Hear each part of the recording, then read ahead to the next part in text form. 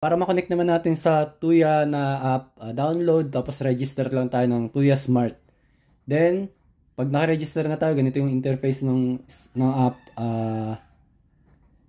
I-make sure muna natin na yung ating Wi-Fi connection ay naka 2.4G.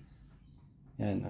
Naka 5G ako, ililipat ko siya sa 2.4G. Lahat naman ng internet connection ay may 2.4G na connection yan. So, yan. Tapos, turn na natin yung Bluetooth. Back tayo sa app. So, ayan na yung app. Punta tayo sa settings ng smart lock. Buhayin natin interface. Tap natin asterisk, hashtag.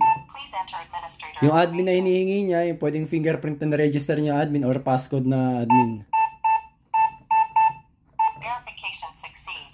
Tap natin number 1. Tap natin number 3. So, ayan. Antayin natin dito. May lalabas yan dito. Ngayon, pag walang lumabas, pwede natin itap dito sa plus sign. Add device. Ayan, ito na. Tap natin siya. Tapos yan, dapat naka 2.4G dito. Tapos yung password ng bahay nyo dapat tama. Kasi pag may mali dyan, hindi yan magko-connect. Next lang natin pag okay na.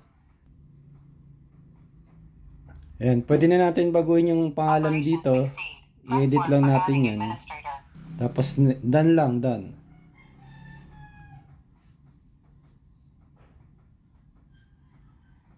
Yan, connected na siya.